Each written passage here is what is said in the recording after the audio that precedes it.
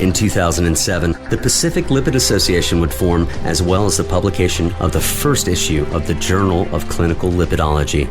The original vision of its inclusiveness of multiple groups of people, all with the vision to treat patients to prevent cardiovascular disease, is, I think, been very well accomplished. We have a membership that is incredibly enthusiastic about prevention of cardiovascular disease.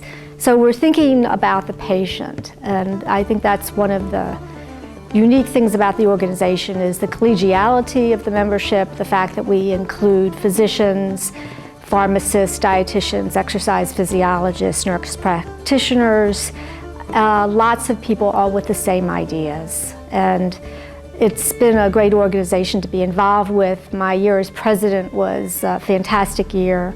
I went to all of the meetings, met people, and I think that the level of commitment of the membership of this organization is extraordinary. The thing that has gratified me the most about the organization has been the interaction not only with physicians, but also nurses and dietitians, pharmacists, all interested in managing cardiovascular disease risk factors with an emphasis on lipid control. I have learned a great deal from all of these other people, and I wouldn't have come into contact with them through any other means than my involvement in the NLA and the PLA. In 2008, the foundation of the National Lipid Association forms. As the organization has grown, in addition to being a place where we can come and meet together and talk about research and patient care issues, the organization also has undertaken a number of programs and updates. We now have rapid responses to media announcements that are announcements of new or unusual problems related to managing risk factors that might be of concern to the public and other healthcare providers. Task forces developed to deal with specific issues in patient management, and just recently the FDA made an announcement about it's no longer being necessary to monitor liver function testing for patients taking statins.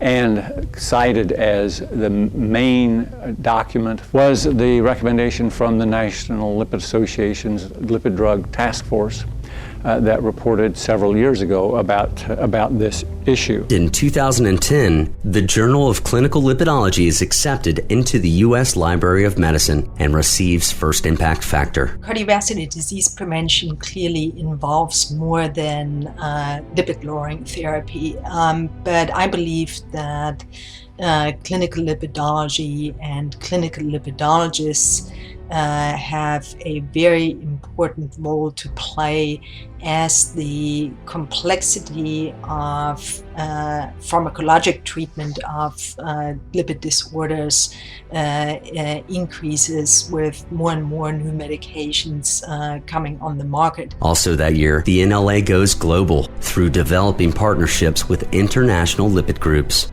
It was a great honor to be the NLA president. I especially appreciated the chance to get to meet all the members around the country and to hear their stories about how the NLA really changed their lives. It made them more interested in taking care of patients with lipid disorders.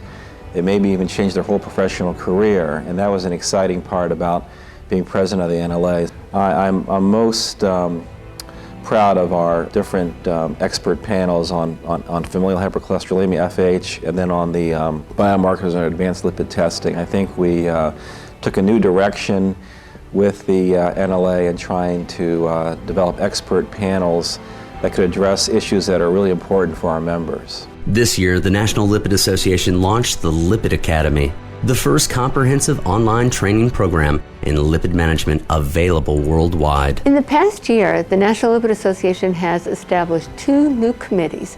One is the Advocacy Committee that's dealing with advocacy issues that affect patient care and practitioners who are in the area of clinical lipidology.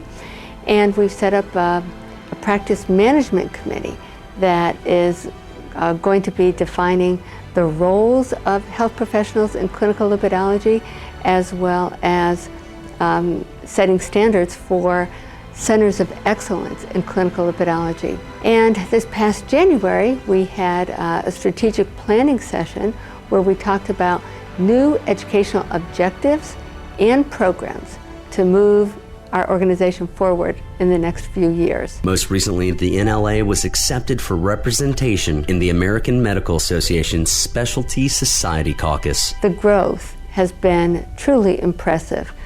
From the beginning, we've had a committed purpose and a remarkable vision.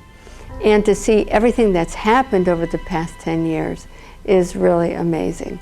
We've seen a journal, we've seen a foundation be formed, we've seen more educational programs being offered. We now have a foundation with a mission, and we're reaching out to international partners, and a number of committees have been established, all for the sole purpose of serving our members so that they can better serve their patients. And this evening, at the annual scientific sessions in Scottsdale, Arizona, the NLA celebrates its 10th anniversary.